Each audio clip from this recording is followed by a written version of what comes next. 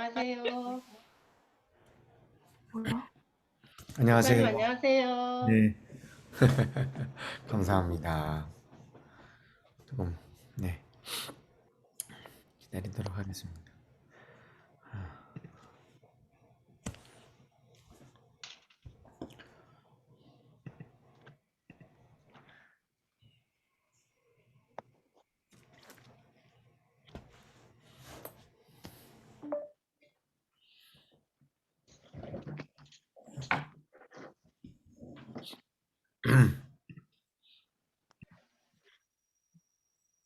우리가 신앙 고백하심으로 2021년 8월 마지막 주 상승대교회 여전도의 연합예배를 드리시겠습니다. 전능하사 천지를 만드신 하나님 아버지를 내가 믿사오며 그 외아들 우리 주 예수 그리스도를 믿사오니 이는 성령으로 잉태하사 동정녀 마리아에게서 나시고 본디오 빌라도에게 고난을 받으사 십자가에 못 박혀 죽으시고 장사된 지 4일 만에 죽은 자 가운데서 다시 살아나셨습니다. 장사된 지 사흘 만에 죽은 자 가운데서 다시 살아나셨으며 하늘에 오르시어 전능하신 아버지 하나님 우편에 앉아 계시다가 거기로부터 살아있는 자와 죽은 자를 심판하러 오십니다. 나는 성령을 믿으며 거룩한 공교회와 성도의 교제와 죄를 용서받는 것과 몸의 부활과 영생을 믿습니다. 아멘. 아멘. 다음은 찬송가 369장 이하나 집사님께서 찬양하실 때 음소거 다 부탁드립니다. 369장입니다. 무반주로 하겠습니다. 죄짐 맡은 우리 구주 어찌 좋은 친구인지 걱정 근심 무거운지 우리 주께 맡기세. 주께 고함 없는 고로 복을 받지 못하네. 사람들이 어찌하여 아를 줄을 모를까. 시험 걱정 모든 괴로움 없는 사람 누군가. 부질없이 낙심 말고 기도드려 아뢰세. 이런 진실하신 친구 찾아볼 수 있을까. 우리 약함하시오니 어찌 아니하릴까. 근심 걱정 무거운지 아니진 자 누군가. 비난처는 우리 예수 주께 기도드리세. 세상 친구 멸시하고 너를 조롱하여도 예수 품에 안기어서 참된 위로 받겠네. 아멘. 오늘 우리를 대표해서 이혜민 집사님께서 기도드리십니다. 기도하겠습니다. 각각 은사를 받은 대로 하나님의 여러 가지 은혜를 맡은 선한 청지기 같이 서로 봉사하라. 베드로전서 4장 10절 말씀. 아멘. 여름방학의 시간을 마치고 구역 연합예배로 구역예배의 시작을 허락하여 주시니 감사합니다. 함께 모여 예배하는 시간이 금방 회복되어지기를 소망하며 기도했지만 상황이 더욱 좋지 않게 되었습니다. 이 또한 주님께서 허락하신 시간이기에 감사하는 마음으로 온라인 예배에 더욱 집중하고 말씀과 기도로 채워지는 시간 되게 하옵소서. 함께 모일 수는 없지만 각자의 자리에서 주님 주신 은사를 여러 가지 모습으로 함께 동역하며 서로 중보하는 상승대 여전도의 성도가 되기를 기도합니다. 하나님이 공급하시는 힘이 우리에게 늘 넘쳐 흐르게 하셔서 지금 각 처소에 예배드리는 가정이 교회가 되게 하시고 이웃에게로도 흘릴 수 있는 축복의 통로가 되게 하여 주옵소서.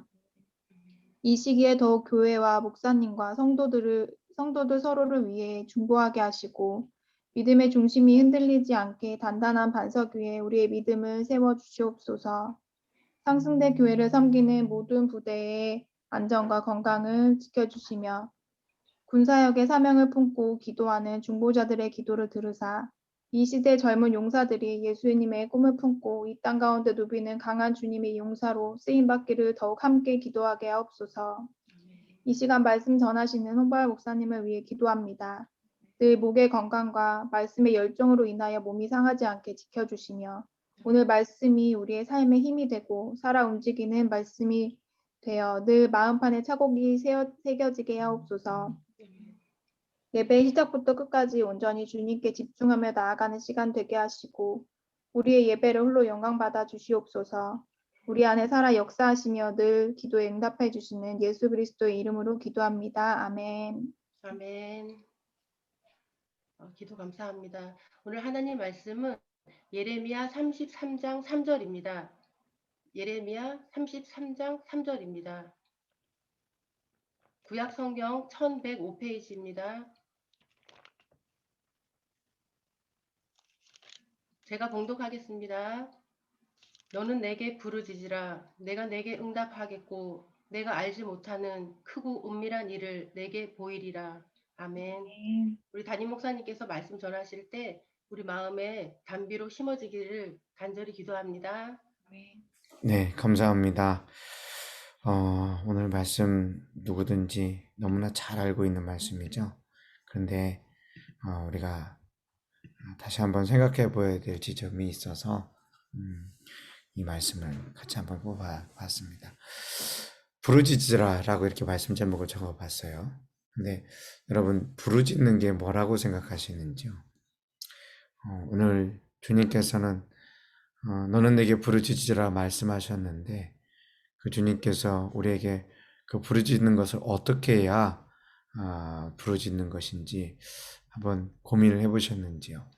일반적으로 생각할 때 큰 소리로 주님을 부르면 부르짖는 거라고 생각을 할 수 있죠.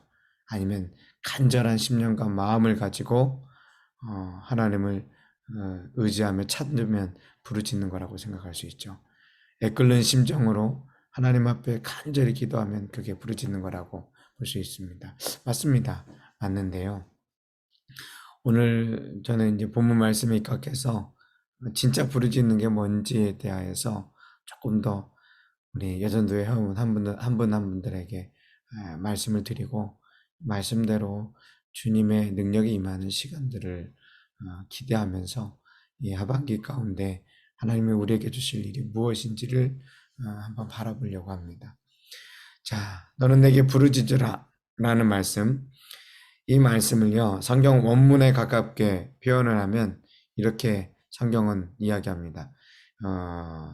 흠정역 성경에서 흠정역 성경이 제가 요즘에 계속 말씀을 드리는 이유는 원래 성경 말씀은 헬라어와 히브리어로 되어 있습니다. 그리고 예수님 당시에 사용했던 언어가 아람어입니다. 그래서 이 세 가지 언어가 같이 혼용이 되어져서 구약은 히브리어와 아람을 중심으로 신약은 헬라어를 중심으로 이렇게 기록이 되어 있는데 너무 감사하게도 제 말씀이 예수님 당시에 사람들에게 헬라어 성경으로 전부 다 읽을 수가 있게 되었습니다. 이유는 뭐냐면 제가 다니엘서 요즘 이야기를 하고 있는데 셀리쿠스 2세라고 하는 사람이요 알렉산드리아에서 야 이렇게 좋은 것을 어떻게 그냥 아무도 못 알아들은 히브리어로만 쓸 수 있냐. 그래서 이걸 한번 당시에 그 헬라 제국의 후신이었기 때문에 이것을 한번 좀 정확한 헬라어로 한번 번역을 해보자 해서 70인역이라고 해서 70명의 신학학자들이 모여가지고 말씀을 적습니다. 뭐 여러 가지 이야기가 있습니다. 어디에서는 70명이 같이 모여가지고 함께 했다라는 얘기도 있고, 어디에서는 이 70명이 각자 한 방씩 줘가지고 이 성경을 각자 번역을 해서 다 맞춰봤는데 그게 하나의 통일된 모습이 되어서 아무 문제가 없었다라고 얘기도 있고, 뭐 어쨌든 결론은 뭐냐면 성경 말씀을 히브리어에서 구약 성경입니다. 히브리어 아람어로 되어 있었던 히브리어에서 헬라어로 번역을 했을 때 모두 다 통일되게 이거는 하나님의 말씀이다 라고 이야기할 수 있도록 분명하게 언어가 세워졌다라는 겁니다. 그런데 이게 어떠한 의미가 있냐면, 여러분 히브리어 성경을 어떻게 보실지 모르겠지만 히브리어는요 구전, 말로 쉽게 외우고 이해할 수 있는 단어입니다. 그래서 모세오경이 실질적으로 모세를 통하여서 이렇게 적어질 수 있었던 가장 큰 이유는 사람들이 지금 히브리 랍비들도 그러하는데요, 다 외우고 있어요. 그런데 말씀을 다 외운다라고 하는 것은 일단 하나님 주신 지혜가 있는 것이기도 한데, 또 다른 면으로 얘기하면 그만큼 쉽다라는 겁니다. 단어가 많으면 외우기가 어렵습니다. 근데 단어가 적으면 외우기 쉬워요. 그렇게 말씀이 적혀져 있는데 히브리어는요 배우기가 쉽습니다. 근데 여러 가지 뜻이 같이 있어요. 그래서 실질적으로 이게 당시의 뉘앙스와 그 상황이 아니라면 나중 그 상황에 있지 않는 사람은 그 말을 여러 가지 뜻으로 해석할 가능성이 매우 높습니다. 예를 들어서 예수님의 이 땅에 오시는 예언 가운데 처녀가 잉태하여 아들을 낳으리니 그 이름은 임마누엘이라 하리라고 하는 말씀, 히브리어는요 그냥 젊은 여인입니다. 여인, 젊은 여자입니다. 그런데 이 헬라어로 성경을 번역하면서 기도하면서 그들이 번역을 했지 그냥 한 게 아니거든요. 그런데 이게 하나님의 아들이 오시는 표적인데 한번 생각을 해보십시오. 젊은 여자가 잉태하여서 아들을 낳으니 그걸 하나님의 표적이라고 이야기하면, 여러분 그러면 이걸 누가 기적이라고 생각하고 표적이라고 얘기해요? 그냥 가임기의 여성이 되어서 자녀를 임신하여서 출산하는데 그게 하나님이 오시는, 하나님께서 이 땅을 구원하시는 표적이다 라고 얘기를 하면 그게 아무리 봐도 이게 왜 하나님의 표적인지 그냥 상식적인 수준에서도 이해가 안 되는 거예요. 그러니까 당연히 학자들이 기도하면서 이거는 분명 당시에 의학적인 상식과 의학적인 모습과 실제적으로 있었던 모습도 다 다르지만 어떠한 일이 발생할지 몰라요. 여러분 구약 성경이 번역된 때는 헬라어로 번역된 때는 결단코 예수님이 오신 때가 아닙니다. 아주 몇백 년 전입니다. 그런데 이거는 우리의 상식과도 맞지 않는 거지만 기도하면서 계속 하나님이 주신 성령의 은혜가 무엇이냐면 그 70명의 학자들에게 이거는 젊은 여자라고 그대로 그냥 옮긴다고 해서 하나님 표적이 아니라 처녀가 잉태하여서 아들을 낳았다라고 해야 결국은 하나님이 주신 이 말씀의 본래의 뜻이다 라고 그들이 합의가 된 거예요. 그렇게 성령의 감동으로 서로의 마음 가운데서 이렇게 생각을 하게 된 거예요. 그래서 그걸 적어놨죠. 그런데 그게 어떻게 이루어집니까? 인간적인 생각과 마음으로는 절대 이루어지지 않습니다. 그런데 예수 그리스도께서 동정녀 마리아에게 성령으로 오셔서 잉태가 되어지고 그 가운데서 그 요셉 그 자리를 통하여서 하나님께서 일을 하셨다라는 것을 우리는 압니다. 여러분 예수님의 육신의 아버지가 요셉인 것도 한번 생각을 해보셔야 돼요. 자 보세요. 요셉이요. 구약에서 요셉은 누굽니까? 야곱의 12아들을 살린 하나님께서 예비하신 구원자입니다. 그가 그렇게 살려고 살았던 것이 아니라 12명의 아들 가운데 하나님께서 꿈을 허락하시고 그를 일찍이 애굽에 팔려서 그래서 그를 국무총리로 세울 때까지 하나님께서 그 인생을 일으켜 놓으셨고 7년의 흉년을 통하여 그 중에서 2년의 흉년 가운데 그 모든 형제와 아버지와 어머니를 그곳에 모셔가지고 그 흉년의 때 죽음을 맛보지 아니하고 하나님께서 구원하시도록 이끌어 가셨던 그 요셉의 자리가 바로 구약에 있는 요셉 아닙니까? 그런데 그 이름을 가진 바로 그 다윗의 가문에서 결국 하나님께서 하시는 일과 역사가 있다라는 것을 분명하게 보이게 한 것이죠. 예수님 어머니 이름이 마리아인 것도요, 너무 감사한 거예요. 사실 그냥 편안한 이름이에요. 뭐 크게 뭐 이렇게 엄청난 이름도 아니고. 그런데 그 평범한 이름을 통하여 하나님의 비범한 일을 하셨다라는 것이 하나님께서 우리에게 주시려고 하는 은혜요, 기쁨이라고 하는 사실인 거죠. 그래서 이 헬라어 그리고 또 마지막으로 이렇게 성경 말씀이 다 되어 있는 가운데 놀랍게도 헬라어로 번역이 됐지만 우리가 읽었던 수많은 이 성경 말씀은 또 히브리어로 되어 있는 거 헬라어로 번역했거든요. 근데 이 모든 말씀이 실질적으로 하나님의 일들을 분명하게 보이려고 역사하는 거죠. 근데 제가 왜 구체적으로 이 말씀을 드리냐? 이 영어 흠정역 성경이라는 것이 영국의 왕 킹 제임스, 그러니까 제임스 왕이요.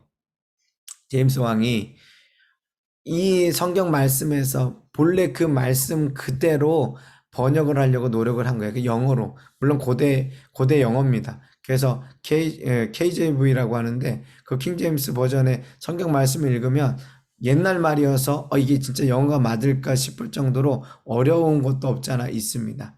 근데 분명한 건 뭐냐면 그러면서 원문에 있는 내용들을 그대로 살려가지고 이 말씀을 번역을 했어요. 이 부르짖으라는 얘기를 시작을 해가지고 벌써 한 10분간 얘기를 했네요. 자, 근데 그럼 그 부르짖으라는 말, 너는 내게 부르짖으라는 말을 한마디로 표현하면 뭐냐라고 얘기하면 본문 성경에 그냥 복잡하게 써 있지 않아요. 복잡하게 써 있지 않고 이렇게 얘기합니다. 뭐 너는 내게 부르짖으라라고 얘기한 것은요, 실질적으로 이게 성경 우리 개정 성경, 예전에는 한글 개정 성경, 개혁 성경을 만들 때 이 의미를 좀 이렇게 잘 살리기 위해서 강조하기 위해서 의역을 한 거예요. 의역을. 그러면 진짜 말씀은 뭐라고 하냐면 아주 심플합니다. 뭐라고 얘기하냐면 나를 부르라. 뭐라고요? 나를 부르라. 너는 내게 부르짖으라는 말을 그냥 한마디로 표현하면 나를 부르라 라고 얘기합니다. 근데 그래서 결국은 하나님 앞에 부르짖는 것은 나를 부르라고 하신 그 나를 찾으면 부르짖는 게 되는 겁니다. 이해되세요? 너는 내게 부르짖으라고 의역을 했던 우리 성경이 본문 성경 말씀대로 하나님의 목소리로 그대로 듣자면은 예레미야에게 말씀하셨던 나를 부르라 라는 말씀 속에 이 나가 무엇인지, 나가 어떠한 분인지 그 나를 찾아가면 결국은 우리가 부르짖는 자가 되는 거라는 겁니다. 그래서 이 나를 부르라고 말씀하신 그 나에 대하여 성경이 말하지 않느냐, 너무 자세하게 말하고 있어요. 너무 자세하게 말하고 있는데 제가 말씀을 어디에서 보면 아냐면 2절 말씀에 그 나에 대한 설명이 나와 있어요. 자, 33장 1절 말씀에서는 어떠한 이야기가 있냐면 예레미야가 하나님의 음성을 들었던 그 시간과 때를 이야기합니다. 그 시간이 어떠한 때냐면 예레미야가요 감옥에 있을 때예요. 얼마나 갈급한 시간이겠어요. 얼마나 힘든 시간이겠어요. 근데 그때 하나님께서 임재하셔서 말씀하셨는데 실수할 수 없다라는 것을 우리는 33장 1절 말씀에서 알 수 있는 이유가 뭐냐면 하나님의 말씀이 두 번째 예레미야에게 임하고 있습니다. 여호와의 말씀이 예레미야에게 두 번째 임하고 있어요. 첫 번째는 긴가민가 할 수도 있겠죠. 그런데 두 번째 임한다라고 하면 이게 진짜 하나님의 말씀이라는 것을 아는 거예요. 그런데 그 나를 어떻게 표현하느냐? 제가 한번 성경 말씀을 2절 말씀을 읽어보겠습니다. 이를 행하시는 여호와, 그것을 만들며 성취하시는 여호와, 그의 이름을 여호와라 하는 이가 이와 같이 이르시도다. 그러면서 3절에 나를 부르라 라고 말씀하시는 거예요. 그러니까 2절이 나에 대한 설명이 있죠. 근데 여기 말씀 가운데 우리가 이해할 수 없는 그 깊은 간격이 있어요. 무슨 얘기냐면, 여러분, 하나님께서 나를 부르라고 말씀하실 때 나의 이름을 가르쳐 주셨어요. 그 이름이 뭐냐면 우리가 이 개역 개정 성경에 있는 여호와 하나님이에요. 그런데 여러분 혹시 이렇게 기도하신 적 있습니까? 여호와여, 여호와 하나님이여, 여호와여 하고 하나님의 이름을 이렇게 부르신 적이 있습니까? 제가 볼 때 한국교회 전통에서 야훼 하나님, 여호와 하나님이라고 말하긴 하지만 그 하나님의 이름을 여호와 하나님이라고 부르면서 찾는 목사나 아니면 성도나 아무도 없습니다. 그럼 이거는 잘못해서 그런 게 아니라 사실 이 이름이 갖고 있는 이 깊은 장애 때문에 그렇습니다. 무슨 얘기냐면 여호와라고 하는 이름은 하나님의 이름이 아닙니다. 무슨 얘기냐? 아니, 그래서 얘기를 하죠. 그래서 본문에 가깝게 어디 이제 순복음교회 비롯해서 몇몇 교회에서는 이 하나님의 이름을 야훼라고 불러야 된다라고 얘기를 하는데, 어쨌든 여호와가 되었던 야훼가 되었던 우리는 하나님의 이름에 대하여서 잘 몰라요. 왜냐? 히브리 사람들이요, 어떻게 하나님의 이름을 망령되이 일컫느냐라고 해서 글자로만 써놓고서 하나님의 이름을 단 한 번도 부르지 않았어요. 이해되세요? 하나님의 이름을 가르쳐 주셨는데 그 하나님의 이름의 뜻은 있는데 그 하나님의 이름에 걸맞는 음성은 고대에서부터 현재까지 없어요. 대신 그 하나님의 이름이 있을 때 그 이름을 따로 부른 그들의 표현 방식이 있어요. 그리고 그들이 부른 표현 방식에 억지로 히브리 글자는 그렇습니다. 히브리 글자는 모음이 하나도 없어요. 모음은 관습에 의해서 이야기하는 거예요. 사실 우리말로 얘기하면 이모티콘 쓸 때 키역 써놓잖아요. 키역. 그럼 무슨 뜻이에요? 크크크 하고서 웃는 거예요. 근데 만약 그 키역을 가지고 카카카 웃으면 안 되나요? 아니면 코코코 웃으면 안 되나요? 안 돼요. 누구도 카카카 키키키 코코 키키키는 되겠네요. 근데 어쨌든 크크크라고 웃지 카카카라고 웃는 사람이 없어요. 키역만 3개 써놓으면 그 의미가 이해되는데 히브리어 단어가 그렇게 되어 있는 거예요. 그래서 하나님의 이름을 가르쳐 주실 때 그 하나님의 이름은 무슨 뜻이냐면 그냥 발음대로 얘기하면 예희라고 표현할 수 있는데 그게 또 하나님의 이름도 아니고 그냥 모음을 붙인 거고, 그 뜻은 뭐냐면 나는 나다. 다시 한번 말씀드립니다. 하나님의 이름을 어떻게 가르쳐 주셨냐면요, 나는 나다라고 가르쳐 주셨어요. 놀랍죠? 그러니까 오늘 성경 말씀이 이해가 되는 거예요. 나를 부르라 라고 말씀하실 때 나는 나다라고 하나님의 이름을 가르쳐 주신 것이 하나님께서 이해가 되는 거예요. 나는 나다라는 것을 의역을 하면 어떻게 되냐면 나는 스스로 있는 자니라 라가는 거예요. 영어로 얘기하면 I am who I am. 그건 뭐냐면 나는 나라는 거예요. 맞죠? 나는 나다라는 건데 그거를 의역을 한 게 나는 스스로 있는 자니라 라고 얘기하는 뜻이에요. 예. 나는 나다라고 말씀하신 하나님의 이름. 그래서 그 이름을 한 번도 부르지 않은 그 이스라엘 사람들이 하나님을 뭐라고 불렀냐면은 히브리 언어로 아도나이라고 표현했어요. 아도나이. 자, 아도나이라고 하는 것에 모음을 생각해 보세요. 모음을 생각하면 이. 맞죠?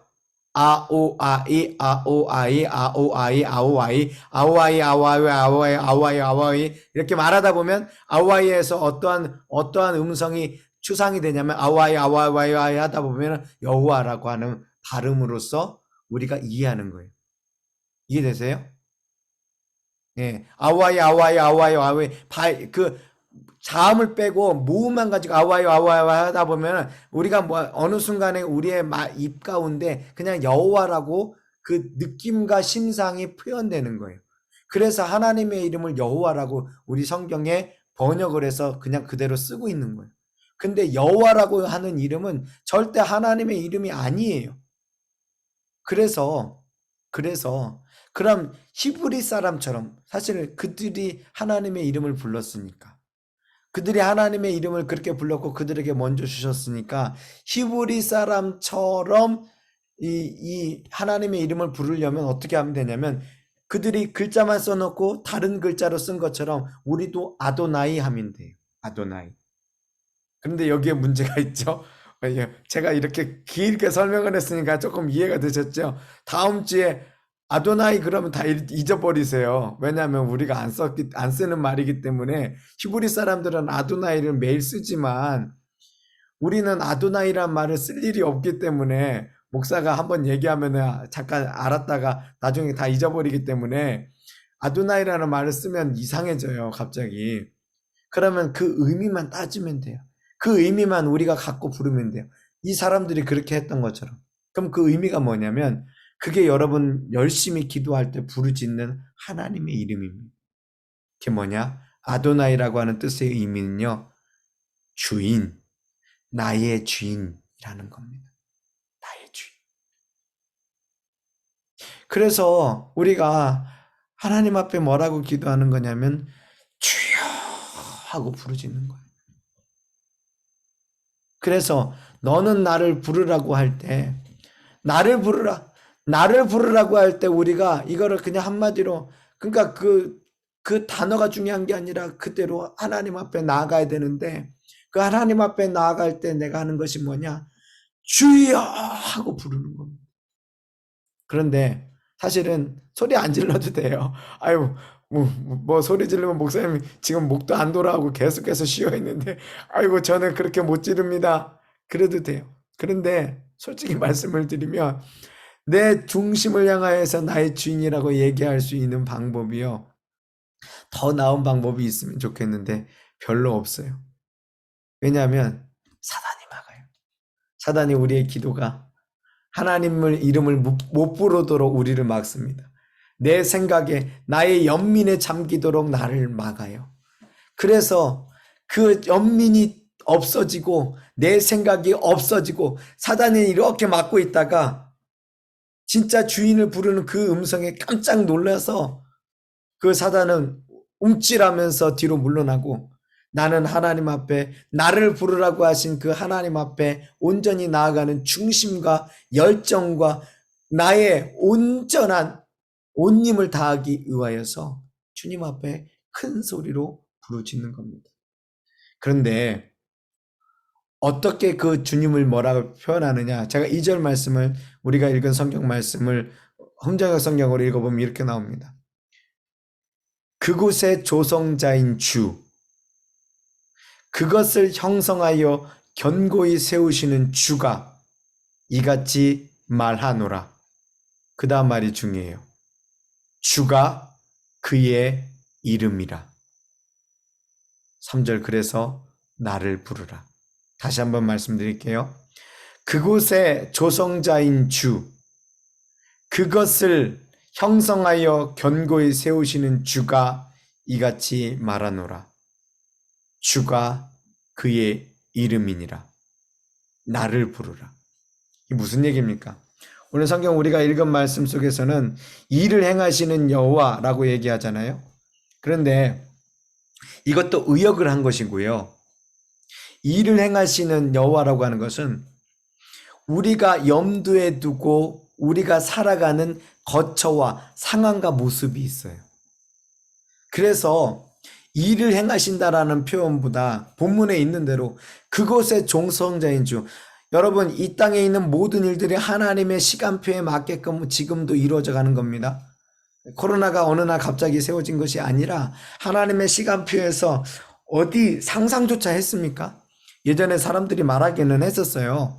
앞으로의 시대 가운데서는 전염병이 이 시대를 주류잡는 일이 될 것이다. 그래서 놀랍게도 이 컴퓨터에 OS를 만들어 가지고 가장 갑부가 되었던 이 빌 게이츠라는 사람이 가장 먼저 그가 그 자리에서 물러나고서 했던 것이 뭐냐면은 전염병 예방센터, 에이즈 예방센터, 그리고 기근을 해결할 수 있는 방법을 그 일에, 왜냐면 사실은 그가 너무나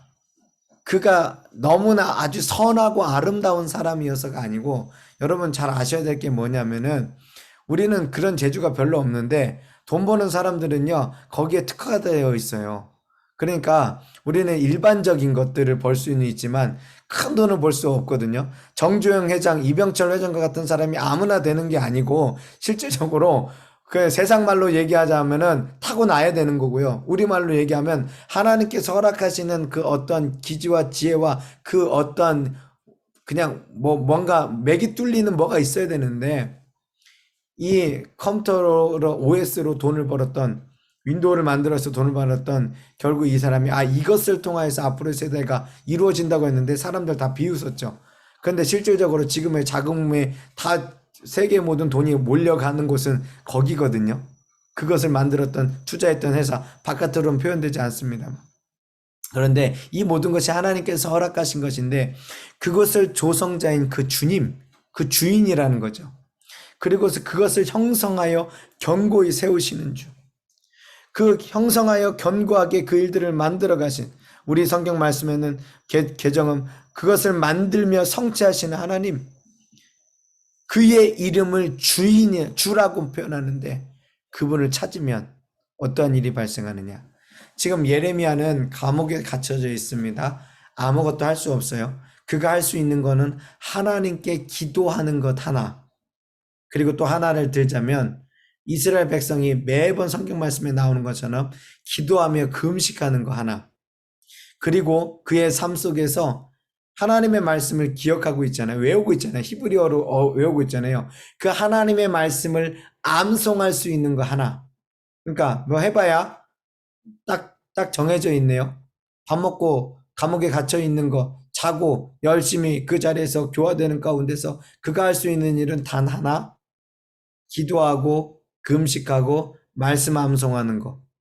요것밖에 할 수 없는 그에게 하나님의 놀라운 세상의 진리, 모든 이 제국, 지금 나라가 무너져가는 때거든요.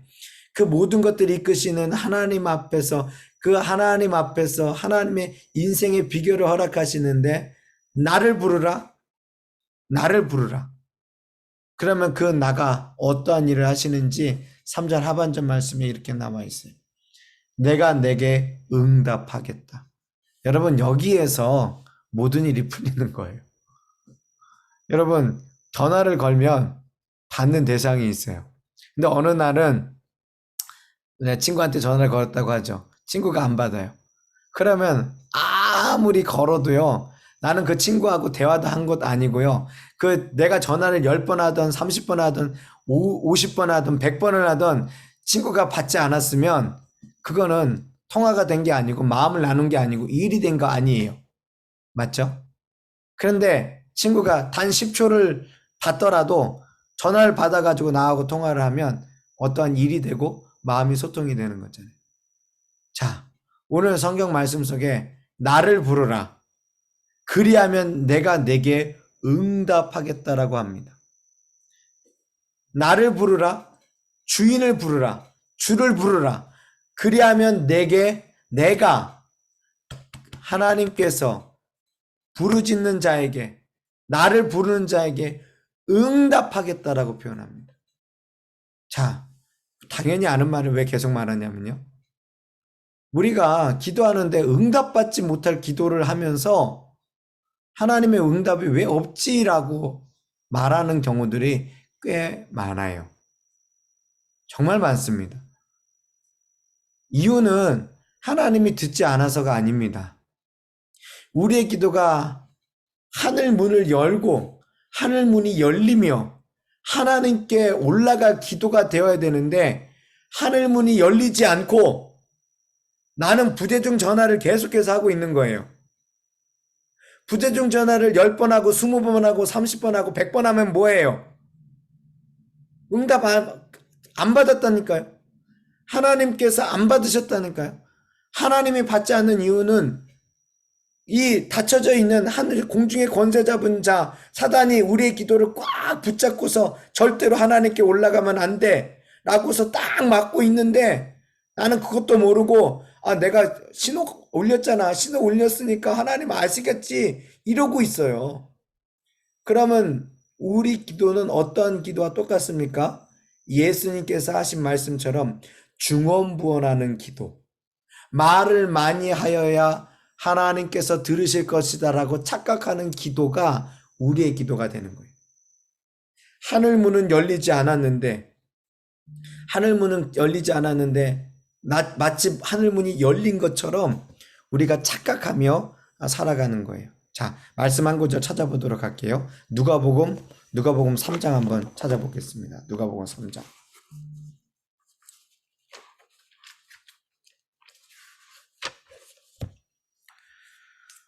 누가복음 3장 말씀에 보면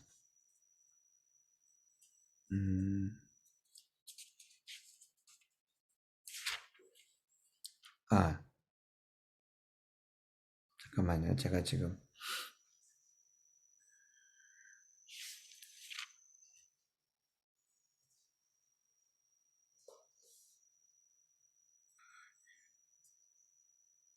삼장 말씀 읽고 계시죠? 잠깐만요. 제가 네. 자, 21절 말씀 한번 읽어볼게요. 다 같이요. 누가복음 3장 21절 시작. 백성이 다 세례를 받을세 예수도 세례를 받으시고 기도하실 때 하늘이 열리며 라고 이야기하고 있죠. 자, 제가 이 말씀을 가지고서 제가 지난주에 우리 신우의 일부 예배 때 아이들에게 우리 신우들한테 설명을 했는데 여러분 예수님께서 사역을 시작하실 때 세례 요한에게 세례를 받으셨어요. 근데 그때 예수님 가만히 세례 받으시면서 기분 좋다 그러신 게 아니고 그때 하신 게 뭐냐면요. 기도를 하셨어요. 그런데 그 기도가 온전한 기도가 되기 위하여 성경 누가복음에서는 정확하게 뭐라고 얘기하냐면 하늘이 열렸다라고 얘기해요. 근데 이게 하늘이 열렸다라는 것을 우리가 생각을 할 때는 하나님께서 주의 성령이 비둘기같이 밑으로 강림하시기 위하여 하늘이 열린 거라고 생각하는데 아니에요. 그거는 그 다음 일이고 가장 먼저는 뭐냐면 예수님의 기도가 하늘로 올라가기 위하여서 하나님께로 올라가기 위하여서 하늘이 열린 거예요. 그게 먼저 순서가 되는 거예요. 이해되시죠? 아니 내가 전화를 걸지 않았는데 받지도 않았는데 갑자기 내가 상대방의 이야기를 들을 수는 없잖아요. 그래서 누가복음 말씀에서는 정확하게 하늘이 열렸다라고 하는 이야기를 먼저 쓰고 있는 거예요. 우리가 그렇다면은 우리의 기도도 동일하게 하나님께 하늘이 열리며 우리의 기도가 하나님께 올라가는 것을 우리가 알아야 돼요. 그 일이 있어야만 진짜 우리의 기도가 부르짖는 기도, 나를 찾는 기도가 완성이 되어지고 그 은혜 가운데서 우리에게 하나님이 허락하신 복과 은혜와 오늘 새 힘을 얻어낼 수 있는 거예요. 근데 주님께서 말씀하신 거예요. 우리의 기도가 나를 찾는 기도가 주님을 찾는 기도가 되었을 때 그 주님께서 우리의 사단의 그 강력한 견고한 진이 파쇄가 되어지고 우리의 기도가 하나님께 드려지면 그 하늘이 열리며 하나님께서 내게 하나님께서 우리에게 우리 각자의 개인에게 응답하겠다라고 말씀하셔요. 자, 그럼 응답이 뭐냐? 그 응답의 은혜가 뭐냐? 그 다음 말씀에 하나님께서 직접 그 응답하시는 하나님의 모습을 이렇게 표현한 겁니다. 우리의 성경은 뭐라고 얘기합니까? 내가 알지 못하는 크고 은밀한 일을 내게 보이리라 라고 얘기하고 있습니다. 여기에 중요한 게 세 가지 단어가 있어요. 첫 번째, 너는 알지 못한다 라고 얘기하고 있어요. 자, 여러분, 인생에 있어서요, 가장 수지 맞는 때가 언제냐면, 내가 모르는 것을 알 때입니다. 여러분, 애들 보세요. 애들 아는 것도 없어요. 정말 없어요. 근데 나는 모든 거 다 알아 그럽니다. 엄마 마음도 알고 아빠 마음도 알고 조금 공부하고서 다 안다라고 얘기해요. 그런데 박사학위를 받는 사람들이 공통된 이야기가 뭔지 아세요? 내가 이 학문의 세계에 대해서 호기롭게 접근을 했지만 결국은 내가 모른다라는 것을 알았다. 내가 아는 것은 아주 극미한 부분이요. 실제적으로 내가 이 학위를 받으면서 나는 다른 거에 대해서는 모르고 이 부분에 대해서는 조금 얘기할 것이 있는 그것을 알고 있다라는 것이 정말 알아가는 사람의 자리예요. 그런데 하나님께서 우리에게 뭐라고 말씀하시냐면 하나님 응답하실 때 그 부르짖는 자에게 내가 알지 못하는 것을 보이시겠다고 합니다. 알지 못하는 것. 그래서 신앙은 상식이 아닙니다. 신앙은 하나님의 권능이요 하나님의 계시입니다. 신앙을 상식으로 생각을 했으면 여러분 다른 종교와 다른 사상과 다를 바가 없어요. 그런데 하나님께서 그런다고 해서 몰상식하게 우리 인생을 살아가도 된다라는 표현이 아니고 하나님이 알지 못하는 것을 알게 하시기까지 내가 하나님을 찾고 하나님의 이름을 부르고 하나님의 응답을 기다리는 것이 우리의 자세가 되어야 된다는 거예요.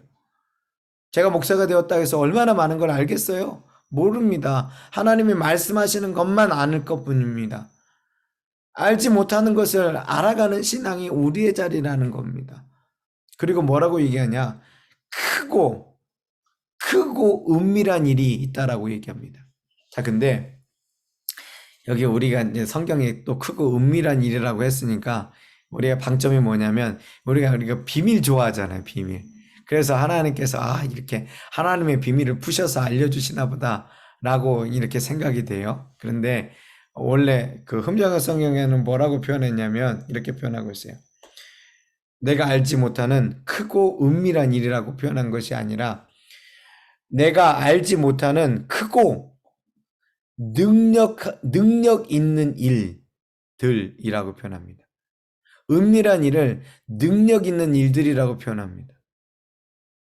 예, 이게 본래 말입니다. 크고 능력 있는 일. 그러고 보면 이 말이 이제 이해가 돼요.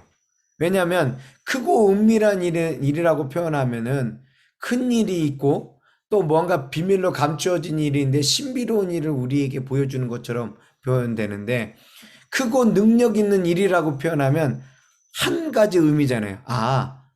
하나님의 능력을 보여주시는구나 라는 그 이해가 되잖아요. 맞습니다.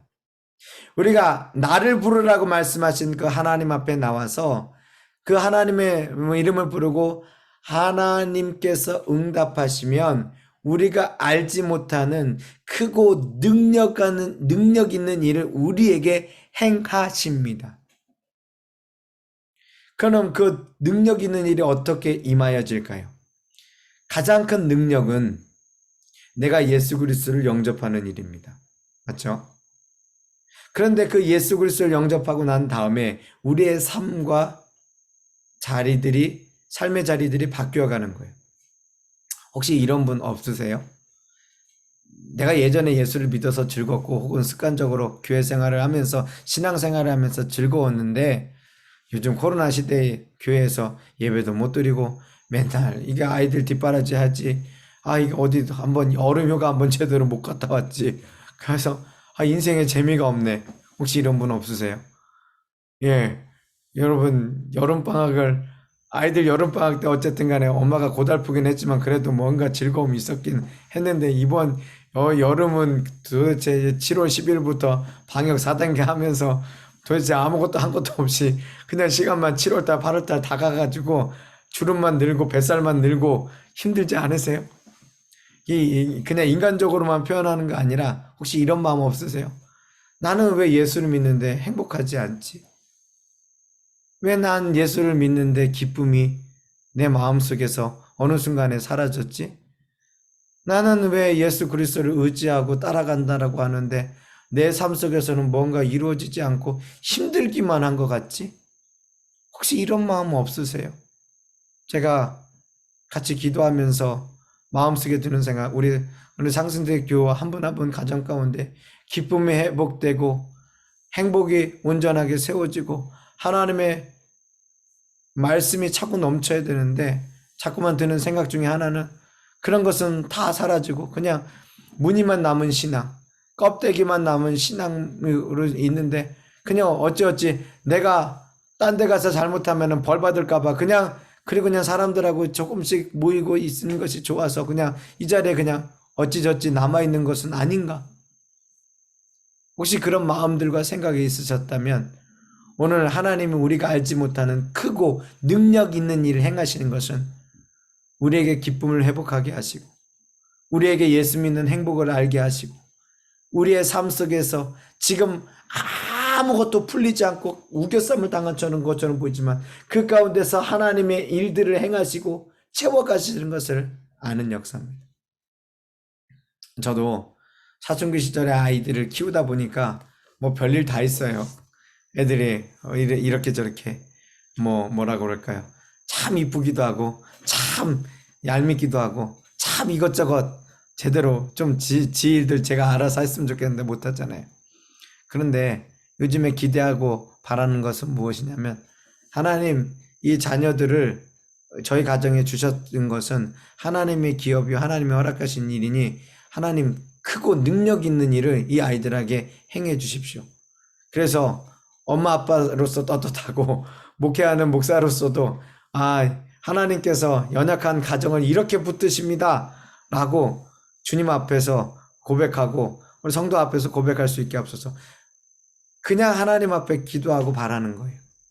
근데 마음속에 드는 생각 계속 예배를 하면서 가정 예배를 하면서 보이는 생각이 무엇이냐면 아이들의 눈동자를 바라보면서 그 모습들을 바라보면서 느껴지는 건 뭐냐면 하나님께서 지금 일하시는구나. 하나님의 일을 하시는데 무엇부터 하시냐면 저와 저 아내의 마음부터 바꾸시고 아이들의 마음도 바꾸시면서 하나님의 크고 능력 있는 일을 행하시는구나. 조금씩 느껴져요. 정말 감사해요. 네, 이 코로나 기간 동안 어쨌든 볼 거 다 봤잖아요. 아이들의 모습 보면서 어쨌든 가정에서 있으면서 여러 가지 보았잖아요. 이제 하실 일은 하나님이 하실 크고 능력 있는 일을 하실 것밖에 없구나 라는 생각이 들어갑니다. 자, 마귀가 저 옆집 친구가 아닙니다. 우리의 가정과 우리의 삶을 얽매여서 억제어서 하나님의 말씀의 기쁨을 쏙 뺏어가는 아주 진짜 얄미운 녀석입니다. 오직 가면 예수님께서 씨 뿌리는 비유로 정확하게 우리에게 알려주셨겠어요. 처음에는 말씀으로 기뻐하는데 그 말씀에 열매 맺지 못하도록 새들이 집어갑니다. 마귀가 집어갑니다. 뿌리가 내려져야 되는데 주의 말씀으로서 우리의 삶이 단단하게 세워져야 되는데 돌밭에 길밭에 뿌려져 가지고 뿌리도 내리지 못합니다. 처음에는 뭔가 자라듯이 보이는데 그 가시던 불에 인생에 억제어지는 그 엄청난 비난과 혼란과 우리를 참수하는 사단의 영향력 가운데에서 말씀이 세워지지 못합니다. 그런데 하나님의 크고 은밀한 일, 크고 능력 있는 일이 행하여질 때 하나님이 하나님 되심을 보이십니다. 너는 가만히 있어. 내가 너의 주인이 된 것을 알지어다. 여호와 하나님 된 것을 알지어다. 주님께서 우리에게 말씀하여 주셨습니다. 말씀을 마치겠습니다. 여러분, 이제 주님을 찾으십시오. 그리고 가정 가운데 사단이 가득 우리의 삶을 얽어매어진 곳에서 풀려나가는 역사를 보십시오. 영적으로 조금 더 민감해서 어떠한 일이 있을 때 어쩌다 보니까 재수가 없어서 이래. 아니면 요즘에는 정말 올해는 별로 힘든가 보다. 그러지 마시고 기도의 여종들이 되셔서 그 가운데서 하나님의 음성과 하나님의 응답을 받으십시오. 하늘 문이 열려야 우리의 기도가 올라갑니다. 그 주인을 진짜 찾으며 간절히 찾아야 주님께서 오늘 그 일을 조성하시는 자, 그곳의 일들을 만드시는 자, 그것을 행하시는 그 이름을 나라고 말씀하신 주인이라고 주라고 말씀하신 그 하나님께서 우리에게 분명한 역사를 그 가정마다 차고 넘치게 하시는 겁니다. 이것이 부르짖는 겁니다. 난 단순히 내가 큰 목적으로서 이야기한다. 아니면 내 중심에서 잠깐 주님 아시죠? 주님 아시죠? 하면서 되는 것이 아니라 사단의 결박을 풀고 오직 예수 그리스도의 보혈의 능력으로서 오직 나의 주인 되어주신 그 하나님을 쫓아갈 수 있을 때 우리에게 주의 나라로서 임하여지는 것입니다. 올 하반기에는 이 가을의 시간을 지나가면서 많은 변동이 있지 않겠습니까? 그 많은 변동 가운데서 가장 중요한 변동은 크고 능력 있는 일을 하나님께서 우리 가정에게, 우리 개인에게 보이시는 역사.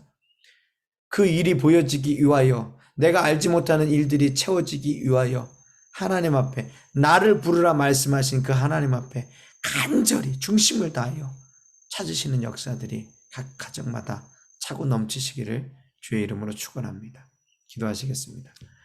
주님 감사합니다. 주의 말씀을 찾고 또 알기 위하여 여러 가지 이야기들을 함께 나누었습니다.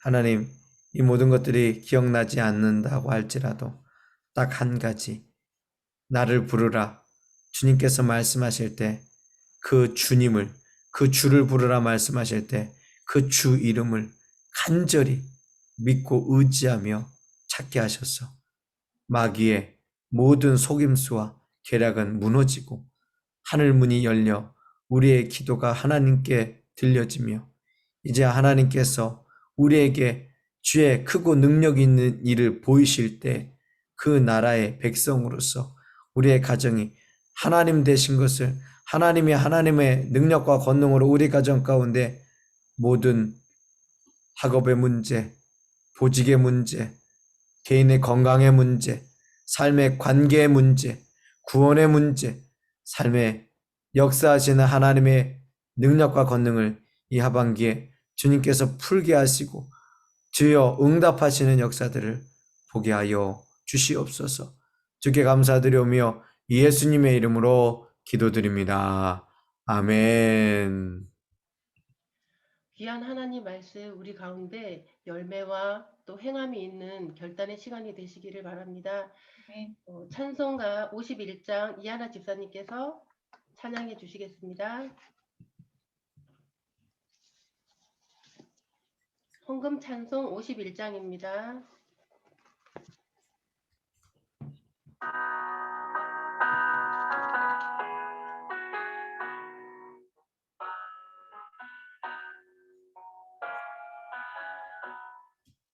주님 주신 거룩한 날 기쁨으로 주 앞에 와 기도하고 찬양하며 주께 경배 드립니다. 내게 주신 귀한 물질 하나님께 드리오니 기뻐 받을 제물로서 연락되게 하옵소서. 내게 있는 귀한 것을 주님 앞에 다 바쳐도 주님 주신 큰 사랑은 부족할 것뿐입니다. 구원하신 나의 주님 크신 은혜 생각하면 주께 힘써 바치겠네. 아까울 것 무엇이랴. 내가 받은 모든 것은 하나님의 선물이니 나 따뜻하여서 겸손하게 드립니다.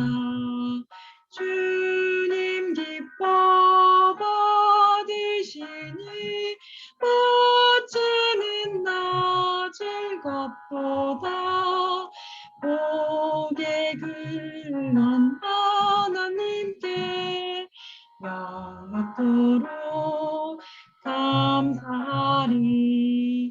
아멘. 아멘. 감사합니다. 여전도 소식 알려드리겠습니다. 지금 어느덧 많은 시간이 흘러서 벌써 9월의 문턱에 다가왔습니다. 답답한 환경 속에서도 우리 회원님들께서 묵묵히 각자의 그 자리에서 기도하시고 별일 없이 그래도 계시는 것이 하나님의 은혜로 생각하며 감사드리겠습니다. 이렇게 돌아보니까 비대면 속에서도 저희 여전도에서 주관했던 일들이 많이 있었습니다. 그 부활절 대청소를 시작해서 부활절을 지나고 군목단 수양회와 또 MCF 수요 예배들, 그 다음에 또 저희가 김치 나눔과 떡 나눔으로 2번 정도 하고, 그 다음에 최근에는 이제 군단 자체의 격리 가정 지원품을 저희가 전달하면서 좀 크고 작은 일들을 그래도 좀 많이 이루었던 것 같습니다. 저희가 이제 21년 남은 날들도 정말 그때그때 처해지는 환경 속에서 다하지 않은 하나님의 일들을 기도하면서 실천하는 여전도 임원들이 되도록 노력하겠습니다. 기도로 협력해 주시기를 간곡히 부탁드리겠습니다.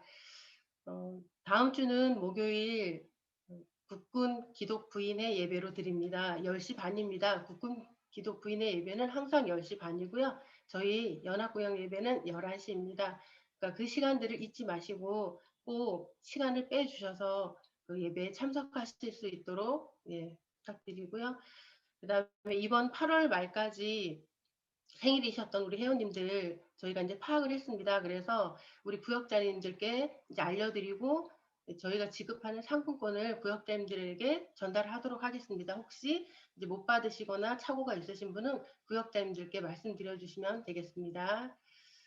저희 상승대교 여전도에 지금 너무 힘들고 어려운 가운데 있지만 각자 처소에서 나름대로 성경 공부도 하고 기도도 하고 또 자녀 양육의 말씀으로 하시는 것들 잘 알고 있습니다. 더욱 조금 더 힘을 내주시고 더욱더 서로 연합해서 하나님이 보시기에 정말 기뻐하시는 우리 여전도회가 되기를 제가 소망합니다. 이제 교회 소식, 다른 소식과 또 축도를 목사님께서 하심으로 마지막 8월 연합 예배를 마치도록 하겠습니다. 네, 내일 10시부터 11시 사이에 기도회가 있습니다. 시간이 있으신 분들은 같이 함께 또 줌으로 또 함께 기도하셨으면 좋겠습니다. 그래서 우리 하나님의 나라가 단단하게 세워졌으면 좋겠고요. 또 제가 좋아하는 목사님입니다. 우리 최성경 목사님. 제가 이제 거의 6년 동안 1년 후배거든요. 그래서 학교에서 계속 봤는데 원래 열정을 훌륭하신 분 목사님이었고 국방대학교 교회에서 또 사역을 하다가 지금 이군단 교회 사역을 하는데 앞으로도 군성교를 위하여서 많은 자리에서 하나님께서 사용하실 귀한 믿음의 든든한 목사님이라는 생각이 들고요. 또 일부러 시간을 내어서 이렇게 함께 내일 말씀을 전해주시는데 시간 되시는 분들 같이 줌으로 이렇게 모여서 예배해 주시기를 부탁을 드리도록 하겠습니다. 그리고 오늘 예배는 우리가 제가 영상을 올려놓고 또 혹시 참여하시지 못한 분들 같이 보실 수 있는 분들 볼 수 있도록 이렇게 유튜브에다가 놓도록 하겠습니다. 너무 감사합니다. 한 분 한 분 주님께서 세임을 주실 줄 믿습니다. 제가 아무 희망이 없습니다. 여기 계신 여전도 회원분들의 가정들이 단단하게 세워지고 기도의 여정으로서 또 말씀의 여정으로서 가정교회가 한 가정 한 가정씩 세워져 가는 것, 그 그것 말고 지금 바라볼 수 있는 힘이 아무것도 없습니다. 그런데 너무 감사하게도 그 일들을 너무 잘 하고 계셔서, 그리고 힘들고 어려운 자리에도 최선을 다하고 애쓰시는 모습들을 제가 뭐 자주 그 방에 가가지고 다 보고 있는 건 아니지만 하나님께서 그런 마음과 생각을 주셔서 그게 너무나도 즐겁고 감사합니다. 또 여러 지체들을 위하여서 같이 기도해 주시기도 부탁을 드리겠습니다. 기도하겠습니다. 하나님 감사합니다.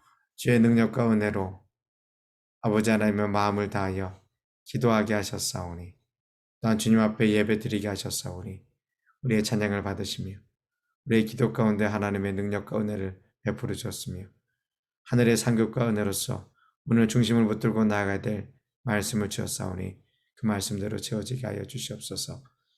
가장 힘이 들고 어려운 시절에 하나님께서 교회에 맞는 하나님께서 예비된 시간과 헌신된 귀한 여동들의 발걸음으로 하나님 주의 복음의 소식을 전하도록 이곳저곳에서 사용하여 주시고 함께하여 주셨습니다.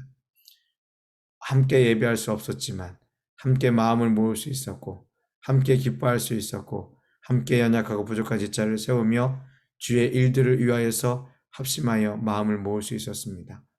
먼저 헌신되어 묵묵히 주의 일을 했던 우리 여전도 회원 모두에게와 하나님께서 그 상황 가운데 잠시 그 마음을 아버지 하나님의 진정으로 여러 모습 가운데서 아직 주님 앞에 온전히 서지 못한 모든 사람들에게도 하나님 동일한 은혜와 기쁨으로 함께 하시며 귀한 예물 주님 앞에 드립니다.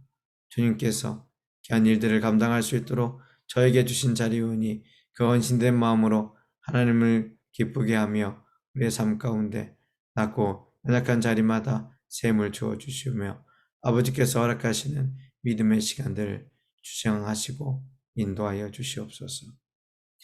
지금은 우리 주 예수 그리스도의 은혜와 하나님의 놀라운 사랑하심과 성령님의 감동 역사 임재하심이 지금부터 영원토록 우리 모두에게 함께 하실지어다.